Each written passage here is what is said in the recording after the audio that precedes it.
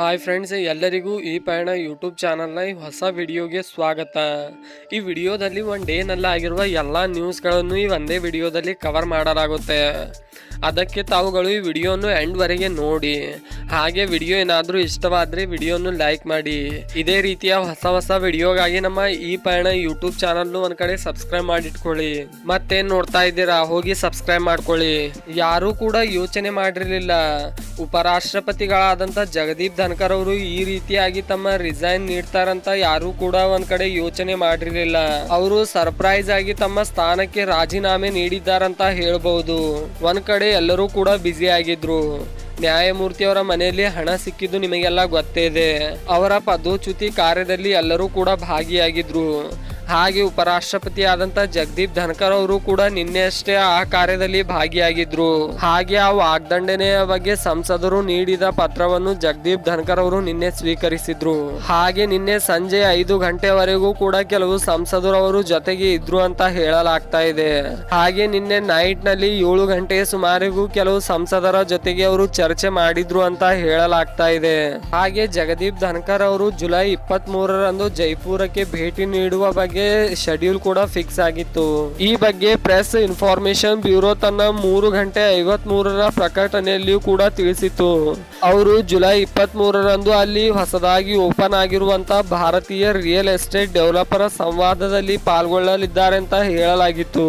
ಈ ಕಾರಣದಿಂದ ಅವರ ರಾಜೀನಾಮೆಗೆ ಹಲವಾರು ರೀತಿಯ ಅನುಮಾನಗಳು ಕಾಡ್ತಾ ಇವೆ ಅಂತ ಹೇಳ್ಬಹುದು. ಈ ಬಗ್ಗೆ ಒಂದ್ ಕಡೆ ವಿಪಕ್ಷಗಳು ಹೇಳ್ತಾ ಇವೆ ಅವರ ರಾಜೀನಾಮೆಗೆ ಮುಖ್ಯವಾಗಿ ಅಮಿತ್ ಶಾ ಮತ್ತು ಮೋದಿಯವರೇ ಕಾರಣ ಅಂತ ಒಂದ್ ಕಡೆ ಹೇಳ್ತಾ ಇವೆ.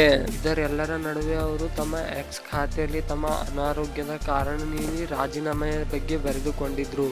ಧರ್ಮಸ್ಥಳದ ಸೌಜನ್ಯಳ ಸಾವಿಗೆ ನ್ಯಾಯ ಸಿಗಬೇಕಂತ ಕೆಲವು ಯುವಕರು ಬೆಂಗಳೂರಿನಿಂದ ಬರ್ತಾ ಇದ್ರು.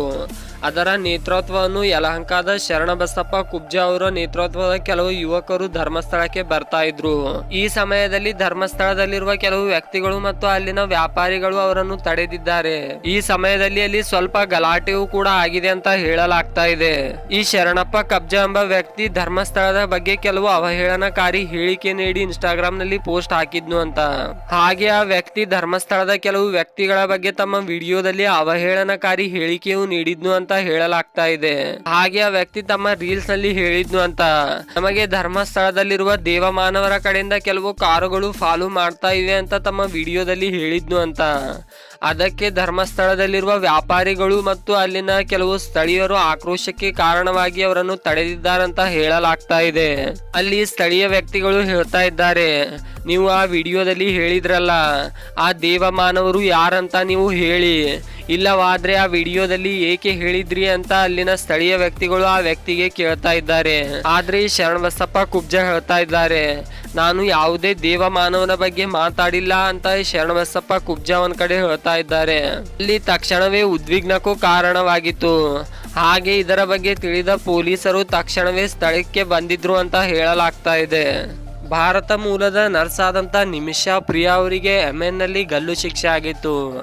ಆ ಗಲ್ಲು ಶಿಕ್ಷೆಯ ಪ್ರಕ್ರಿಯೆ ಕಳೆದ ತಿಂಗಳಷ್ಟೇ ಇತ್ತು. ಆದ್ರೂ ಕಾರಣಾಂತರಗಳಿಂದ ಗಲ್ಲು ಶಿಕ್ಷೆಯನ್ನು ಮುಂದಕ್ಕೆ ಹಾಕಲಾಗಿತ್ತು. ಅವರ ಗಂಡನನ್ನು ಕೊಲ್ಲಿದ ಆರೋಪದಲ್ಲಿ ನಿಮಿಷಾ ಪ್ರಿಯಾರವರಿಗೆ ಯೆಮೆನ್ ನಲ್ಲಿ ಗಲ್ಲು ಶಿಕ್ಷೆ ಆಗಿತ್ತು. ಈ ಬಗ್ಗೆ ಸಾಮಾಜಿಕ ಜಾಲತಾಣದಲ್ಲಿಯೂ ಕೂಡ ಈ ಸುದ್ದಿ ತುಂಬಾನೇ ವೈರಲ್ ಆಗಿತ್ತು. ಇದೆಲ್ಲ ನಿಮಗೂ ಗೊತ್ತೇ ಇದೆ.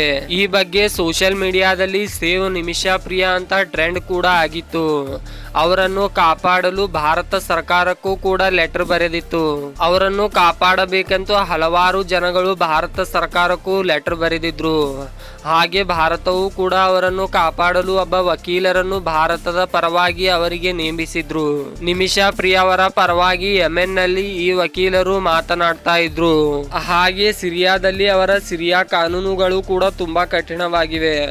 ನಿಮಿಷಾ ಪ್ರಿಯಾ ಅವರ ಆ ಗಲ್ಲು ಶಿಕ್ಷೆಯನ್ನು ಅಲ್ಲಿನ ಸರ್ವಾಧಿಕಾರಿಗಳೇ ವಜಾ ಮಾಡಬಹುದಿತ್ತು. ಹಾಗೆ ನಿಮಿಷಾ ಪ್ರಿಯಾ ಅವರ ಗಂಡನ ಮನೆಯವರು ಬ್ಲಡ್ ಮನಿಯನ್ನು ತೆಗೆದುಕೊಂಡು ಆ ಗಲ್ಲು ಶಿಕ್ಷೆಯನ್ನು ನಿಲ್ಲಿಸಬಹುದಿತ್ತು. ಇಷ್ಟು ದಿನಗಳಿಂದ ನಿಮಿಷಾ ಪ್ರಿಯಾ ಅವರ ಗಂಡನ ಮನೆಯವರು ಯಾರು ಕೂಡ ಒಪ್ತಾ ಇರಲಿಲ್ಲ.